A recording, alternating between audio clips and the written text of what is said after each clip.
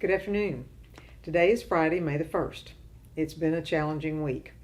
On Monday, the Board of Aldermen met in a special call meeting to consider the changes the governor made in his latest Executive Order 1477. He issued that order Friday, and it became effective at 8 o'clock Monday morning of this week. Governor Reeves changed the Shelter-in-Place Executive Order 1466 to Safer-at-Home Order 1477.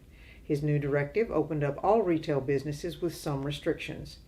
He is still encouraging everyone to stay at home as much as possible and directing that we continue social distancing.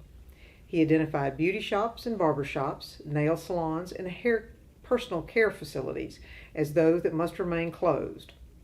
Restaurants must continue to use curbside delivery and drive-through only. This current order, 1477, expires Monday morning at 8 o'clock on May the 11th. Because he modified his order, we needed to address our existing curfew and consider any other actions in response to that change. The Board of Aldermen met to consider an extension of that curfew and a proposal that masks be required for employees of businesses that are open to the public. During that discussion, a majority of the board decided that including all the public in the requirement to wear masks inside public businesses was what best served the goal of public safety for all. To sum up the results of that meeting, the curfew remains in place until 5 a.m. Monday morning, May the 11th. And in addition, our resolution states that face coverings shall be worn by both employees and by patrons who are entering businesses that are open to the public. This was not a unanimous vote, and it has been controversial since the moment it was passed. I can tell you that our aldermen do not always agree, but I believe without a doubt that each of them are thinking of the best interest of the community as they view it. I've been trying to answer questions and concerns about the timing and the reasons and the implementation of this resolution for most of this week. It's a situation that none of us has ever encountered. We continue to get conflicting information about the efficacy of the use of masks or face coverings. We learn more each day about the impact and the effect of the virus, and we are trying to respond in the most prudent and safest way possible. I have been asked, why are we doing it now? Why not 2 weeks ago or a month ago? Good question, and the answer is we probably should have. Though we may be late in putting the requirement in place, there is no argument from any expert to say that we have reached the end of the impact of this virus.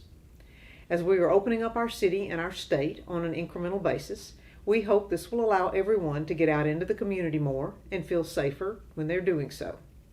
For safety purposes, while it might not be the exact right thing to do, it is certainly not the wrong thing to do. This response is erring on the side of caution.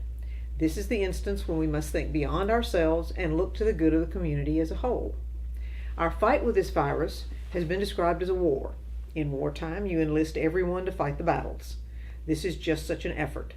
We ask that you share that obligation with your friends and neighbors and help us get through this. The Center for Disease Control, CDC, is still advocating for the use of face coverings. This should decrease the possible impact on others from any contact they may have with you. Unless you've been tested, which most of us haven't, you might be a carrier and still feel just fine. I know this because we've had 2 employees who've tested positive but were asymptomatic. We lost those employees to quarantine at a time when we needed them the most. When we go to stores, it's sometimes very difficult to keep that social distance. Face coverings allow us to reduce the impact when that 6 feet is inadvertently breached. We are asking you to consider the impact that face coverings have on keeping us from randomly spreading the virus. There's no guarantee, but it's certainly one of the ways that risk from close contact can be reduced. Over these weeks, some of us have lost family members and friends to the virus. These are community tragedies. And now we have also lost a generational business in Starkville. They too are a casualty of the pandemic. This type of community collateral damage will be challenging for us to overcome. One of my goals when I came into office was to create opportunities for us to diversify our economy. The investment in the North Star Industrial Park will be a driver for that result. In the meantime, we continue to work with our local businesses, both national and homegrown, to help where we can.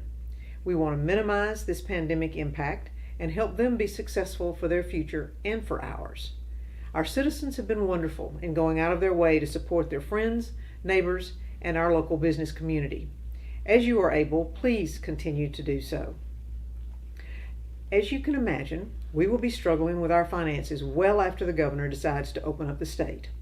This will be seen as we maintain cutbacks in services to our residents for the coming months.